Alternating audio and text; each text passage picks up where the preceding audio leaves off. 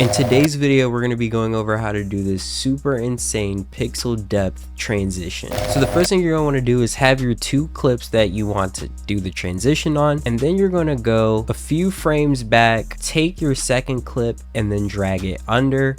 While having the first clip selected, you're going to press T for opacity, keyframe it, have it at 100, go over to the end of that clip and then keyframe to 0. You're going to select the second clip, press T, have the opacity set to 0, go back to the end of the first clip and then press 100. So then you sort of have a seamless fade. The other thing I would do is select all of these keyframes and then press F9 to ease them so it's even smoother. I would then take both of these clips and then pre-compose them, go back into the pre-composition, and then you just sort of want to find like a midpoint.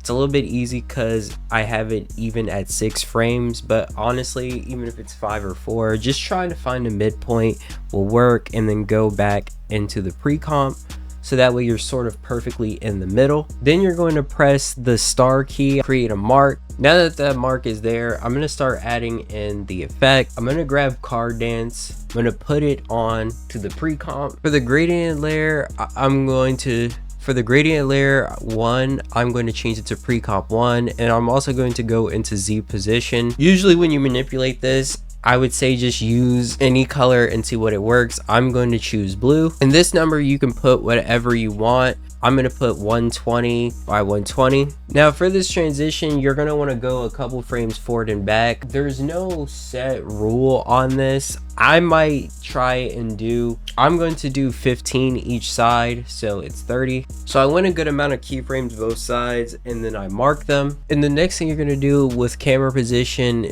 is with the X rotation, keyframe it at the start of this marker to be 0, and then come to the end and then swap it to 180.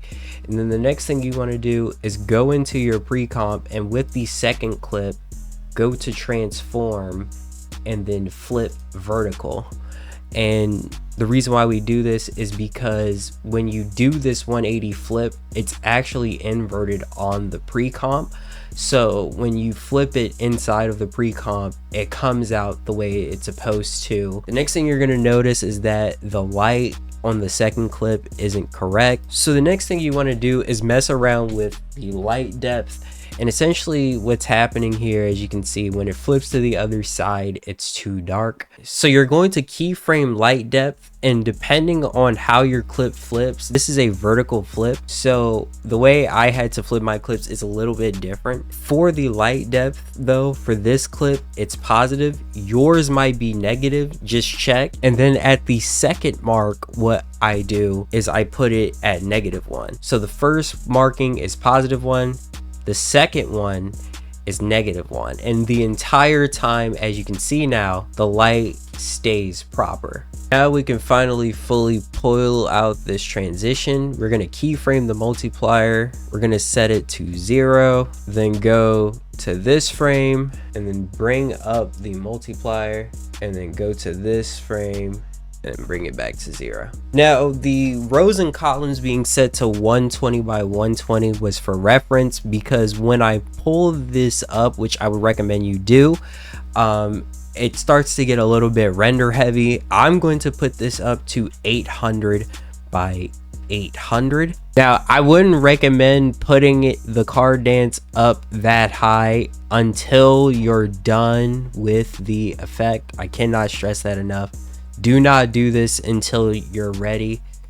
Use 120 by 120 as a good reference point, and then when you're done, then put on the effect.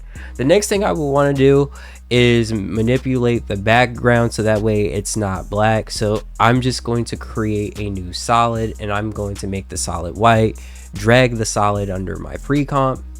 I'm going to add some extra things as well.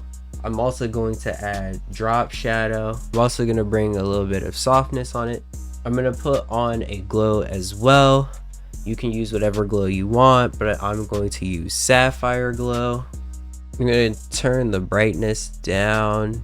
I'm going to keyframe it, have it turned down to 0. Go to the midpoint, turn it back up to 2, and then have it round off back to 0 at the end. The next thing I would do is press U to see all of the keyframes, and then just F9 all of those too to ease them as well. And just like that, you have a super sick pixel depth map transition. If you guys found this helpful, like and subscribe for more.